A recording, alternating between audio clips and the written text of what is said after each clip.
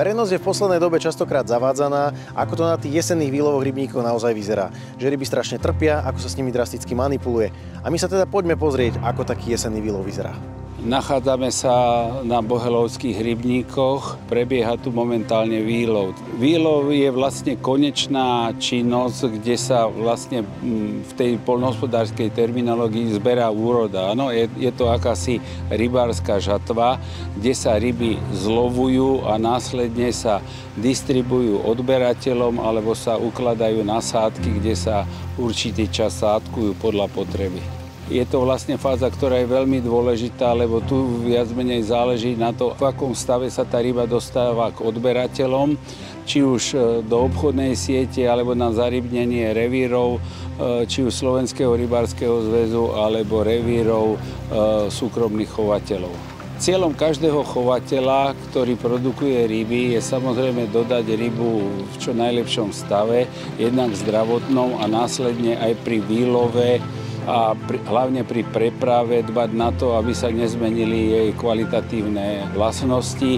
To znamená, aby bola dopravená živá, zdravá a s čo najmenším stresom. Poďme sa teda pozrieť, čo jednotlivé procesy počas výlovu obnášajú. Nachádzame sa na prvom mieste. Čo vidíme za sebou? Tak za sebou vidíme rybu, ktorá je viac menej v lovisku. Rybník je úplne spustený. Lovisko to je viac menej najhlbšia časť rybníka, kde sa sústreďuje všetká ryba a v lovisku sa viac menej tá ryba zaťahuje sieťou. Vidíme, že tu máme zatiahnutú rybu v sieti. Je tu zhruba 8 tón. Gro obsádky je kapor, je tam nejaký karaz, nejaká iná biela ryba. Potom je tam aj nejaký sumec šťuka. Veľmi dôležité je, aby v tom lovisku bol prísun dostatok čerstvej vody, aby sa nám tá ryba nedusila. Je to dôležité aj už len z toho hľadiska, že vzhľadom ku klimatickým podmienkam, ktoré vládnu pri výlovoch, myslím tým vysoké teploty, tak je to ozaj veľmi dôležité.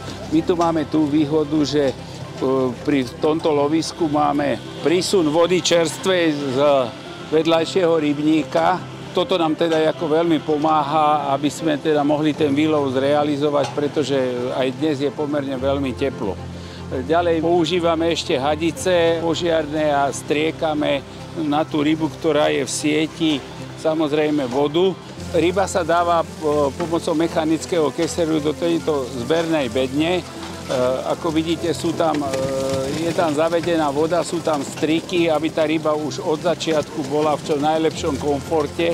Následne ju pracovníci triedia podľa veľkosti a druhov a dávajú ju do kádi.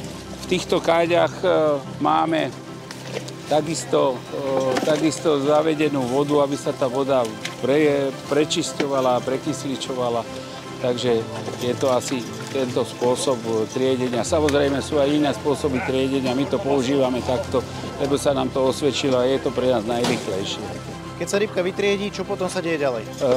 Potom sa viac menej, teraz vidíme, že kategória K3 sa nakladá na auto, táto obsadka ide na zarybnenie a ostatné ryby vezieme na sádku, či už sú to dravé ryby alebo karaz a následne distribuujeme iným odberateľom. Teraz je najdôležitejšie, aby sa tá ryba čo najrýchlejšie dostala buď na sádky alebo do rybárskych revírov. Skôr než sa teda dostaneme ďalej, mňa zaujala slama na zemi. Slama to je väčšinou spojené s koňmi, ale aký účel je pri dnešnom výlove, že tá slama je na tej zemi? Je to úplne jednoduché. Tá slama slúži, aby ochránila rybu, ktorá náhodou vypadne pracovníkom z káde alebo z kesera, a aby sa nepoškodila.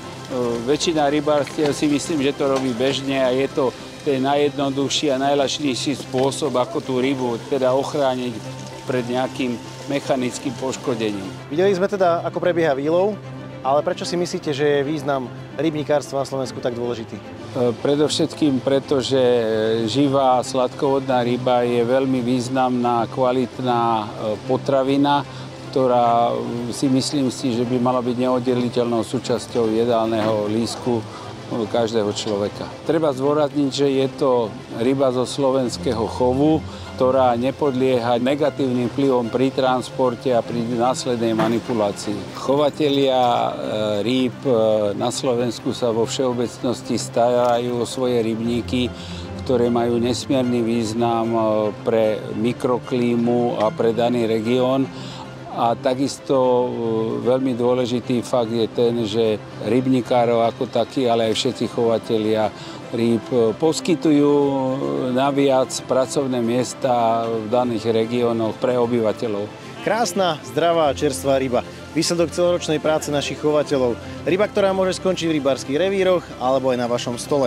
Chceme o toto prísť?